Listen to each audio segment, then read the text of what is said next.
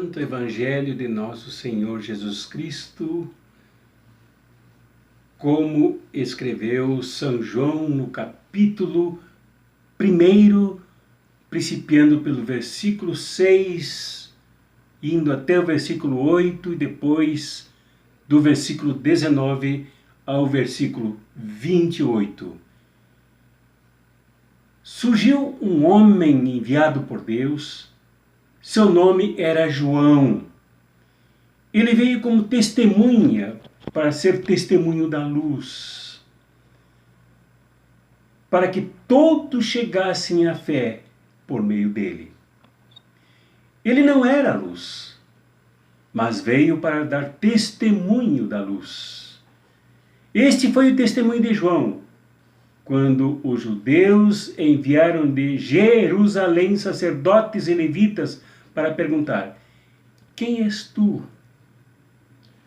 João confessou e não negou.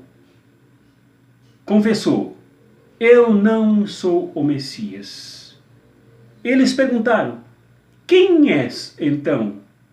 És tu Elias?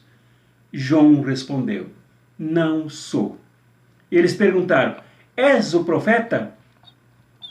Ele respondeu: não. Perguntaram então: quem és, afinal? Temos que levar uma resposta para aqueles que nos enviaram. O que dizes de ti mesmo? João declarou: eu sou a voz que grita no deserto: aplanai o caminho do Senhor, conforme disse o profeta Isaías. Ora, os que tinham sido enviados pertenciam aos fariseus e perguntaram: por que então andas batizando? Se não és o Messias, nem Elias, nem o profeta? João respondeu: eu batizo com água, mas no meio de vós está aquele que vós não conheceis e que vem depois de mim. Eu não mereço desamarrar a correia de suas sandálias. Isso aconteceu em Betânia, além do Jordão, onde João estava batizando. Este é o Evangelho do Senhor. Demos graças a Deus. Neste terceiro domingo do Advento, novamente o Evangelho nos apresenta João o Batista. Essa figura original, especial e muito significativa para entendermos não somente a ele, mas a introdução do Evangelho e Jesus que ele anuncia. Então, a grande pergunta que os enviados dos fariseus, enviados do Sinédrio, do poder religioso, para investigar João, foram delegados pelo poder religioso uma comissão para o interrogatório de João. O que era João Batista e quem era João Batista? Evidentemente que João, líder de uma comunidade, reconhecido por sua comunidade, respeitado por sua comunidade, a própria comunidade o confundiu com o Messias. A pergunta não era só dos fariseus, era da própria comunidade. Quem és tu, João? E João responde com absoluta honestidade e humildade, e esses dois valores deveriam marcar a conduta dos cristãos e das cristãs. Honestidade no responder à verdade e humildade para dizer quem não é. E João respondeu que ele não era nem profeta, nem Elias e nem o Messias. Aqui já dá para afirmar que assumir o seu próprio papel, a sua própria missão, e nada mais do que isso, é o que faz a pessoa crescer. É o que faz a pessoa ser o que ela se destinou a ser. E nada mais, mas nada menos também do que isto. E foi o que João fez. João, então, se declarou testemunha da luz. Não como luz, mas como testemunha. O que preparava os caminhos para o Messias. Não era o Messias, apontava para o Messias. Mas de que forma isso acontecia? Ele apontando para a luz, faz-nos lembrar um pouco da tradição mítico-grega, que de certa forma está presente aqui no raciocínio de João, até para superá-la. Como os outros evangelhos, São João foi escrito primeiramente em grego, um grego popular, um grego koiné, um grego quase rabiscado. E ali aparecia a palavra luz, que em grego é Hélio, e Hélio é um deus da mitologia grega. Hélio era o deus da mitologia que fazia os gregos crer que esta beleza que iluminava o mundo só podia se tratar de uma divindade. Então, todos os dias o deus Hélio cavalgava nos seus poderosos cavalos para iluminar a terra, pelo menos o lado que se voltava para o sol. E ao iluminar a terra, o deus Hélio enxergava tudo e revelava a verdade de todos os acontecimentos, desde os mais íntimos até aos grandes conflitos da guerra. Depois surgiram disputadores com ele, como seu filho Apolo, que tentou tomar o lugar dele na mitologia. Quase que há uma confusão entre o deus Apolo e o deus Hélio. No entanto, o deus Hélio é o deus luz. Como o deus Hermes, aquele que, filho do deus Hélio, tinha a missão de iluminar as mentes das pessoas, introjetando nelas a poesia, a filosofia, a arte, a concepção da beleza. No entanto, João, ao apontar para Jesus, ele não aponta para o deus Hélio, não aponta para o deus Sol, ele aponta para a terra e diz: eis um de vós está entre vós, é o Messias que virá depois de mim. Um Deus homem, um Deus encarnado, um Deus entre todas as pessoas, e não alguém que cavalga um potro ou vários potros aéreos para vislumbrar a verdade da terra. Então João diz: eu não sou esta luz, eu não sou Hélio, eu não sou Hermes, eu não sou Apolo, eu sou aquele que aponta para a grande luz que haverá de iluminar as trevas, que haverá de iluminar esse ambiente sombrio que se vive aqui, para salvar a humanidade, libertar a humanidade. Evidentemente, quando João aponta para a luz, há em textos proféticos, textos sagrados do Velho Testamento, e há também no Novo Testamento a menção do contraditório à luz, que são as trevas. Se João apontava para a luz, se João dizia abrir caminhos para a luz, é porque o mundo naquele momento vivia tremendas trevas, e vivia mesmo. As trevas do ódio, da injustiça, da opressão, da mentira, da enganação das pessoas.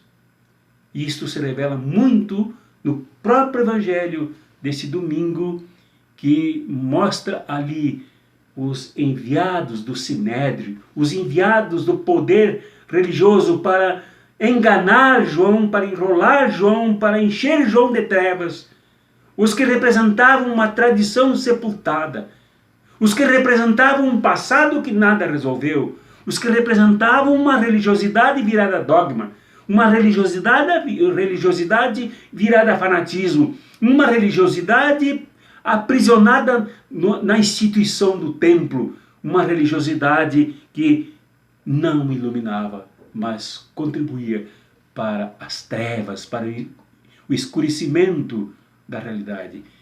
Por isso João disse, não, eu não sou nada disso. E João não disse, mas a sua importância também consta em que ele era, na verdade, o último profeta do Velho Testamento, que ao mesmo tempo anunciava e apontava para o Messias, para a grande luz que estava ali, entre eles, estava no meio da humanidade.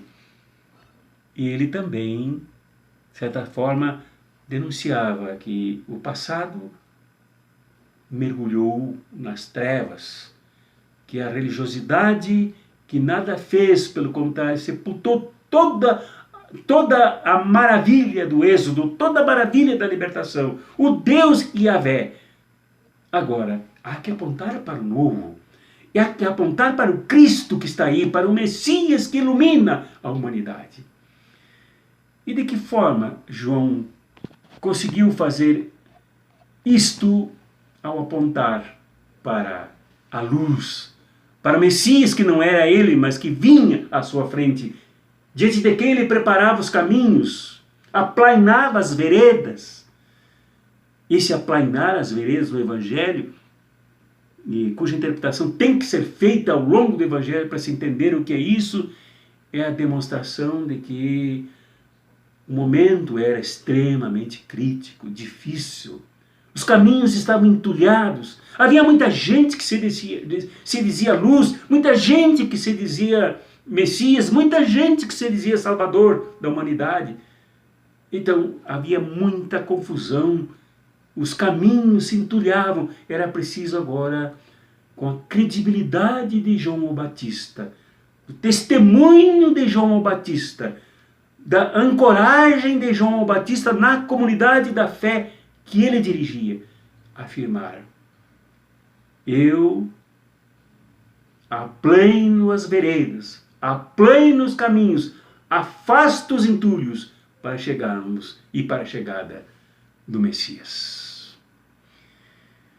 É preciso entender que João, no deserto, esse deserto real, esse deserto temido, como eu disse na reflexão do Evangelho do domingo passado, este deserto também era a acolhida do grito de João o Batista.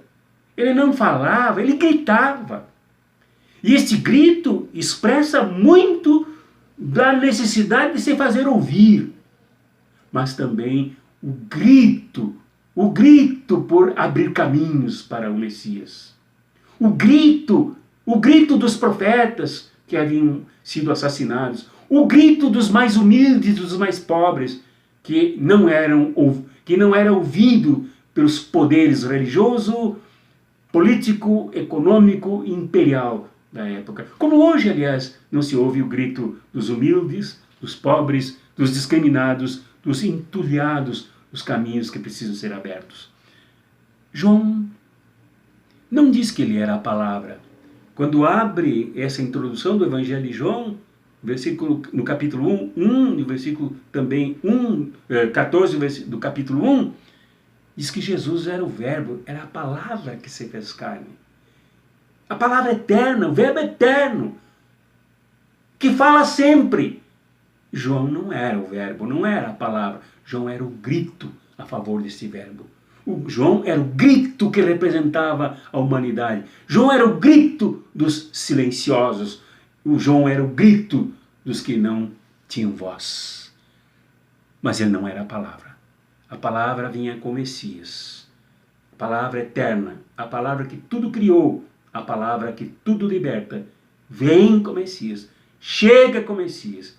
E João, finalmente, era o que abria os caminhos como testemunha. Testemunha que grita assim, mas como testemunha. Ao usar esse termo jurídico, adotado pelo Evangelho, João fala do que ele experimentou na convivência com o próprio Cristo, com o próprio Jesus, seu primo, e que experimentou na sua própria comunidade, que era uma espécie de prefiguração daquilo que Jesus vinha trazer. A comunidade dos essênios, a comunidade da partilha, a comunidade onde não havia necessidade, não havia fome, não havia escravos, não havia senhores, não havia exploração. João é testemunha porque experimentou. João é testemunha porque ele se iluminou. João é testemunha porque ele aponta para o Cristo e não ele é o Cristo. Ele aponta para o Messias, não ele é o Messias. João é testemunha porque grita. Testemunha não pode se calar. Testemunha não pode se acovardar. João grita. É uma testemunha que grita, é uma testemunha que fala ao apontar para Jesus. Então, é possível dizer que João é uma espécie de prefiguração do que nós devemos ser. Se João veio antes de Jesus, nós que vimos depois de Jesus, por causa de Jesus, devemos ser aqueles que testemunhamos, sem arcarmos a responsabilidade de querermos sermos luzes, mas de refletirmos a luz que ilumina a verdade, que ilumina o caminho, que ilumina as vidas das pessoas, que liberta as pessoas das trevas, das cegueiras, de tudo aquilo que as entrava e que as embota na escuridão. Até porque a luz, e os gregos já sabiam disso, a luz também é responsável pela revitalização da vida. É necessária a luz, é necessária a vitamina D para que a vida exploda nas plantas, exploda nas frutas, exploda na água, exploda nos organismos vivos como nós, humanos. Então, somos chamados a sermos estas demonstrações da luz que veio de Jesus.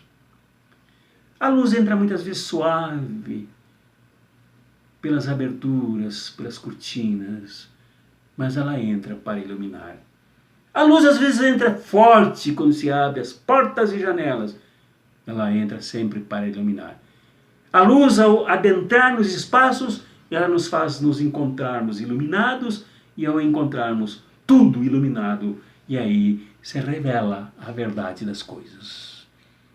Então nós somos chamados hoje a sermos testemunhas, luzes testemunha, luzes testemunhas que brilham, luzes testemunhas que indicam, luzes testemunhas que atraem as pessoas para o caminho aplainado por João o Batista. Creio que isso é muito importante nos nossos dias de crise hoje. Muitas vezes as pessoas confundem esta fé, esta religiosidade apontada por João com um fanatismo de defender, sem se colocar no meio do povo como João se colocou.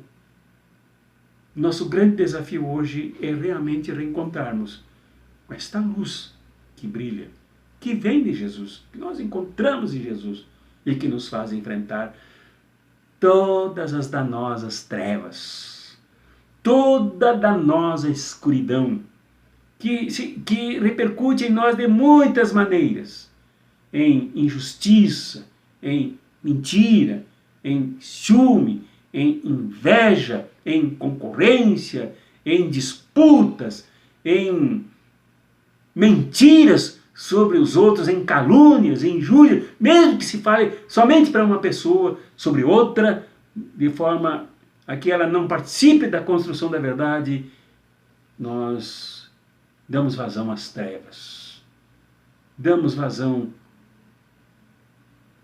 à ausência da luz que mata.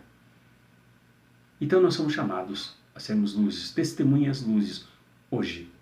É a única maneira que se justifica sermos cristãos e cristãs, sermos testemunhas ativas. Luz não é parada. Luz se locomove a muitos quilômetros por segundo. 325, se eu ainda me lembro, quilômetros por segundo. A luz é plenamente ativa. Nós somos chamados a sermos assim, luzes ativas e testemunhas, gritando quando for preciso, mas sem nunca nos calarmos como profetas de Jesus. Em nome do Pai, do Filho e do Espírito Santo. Amém.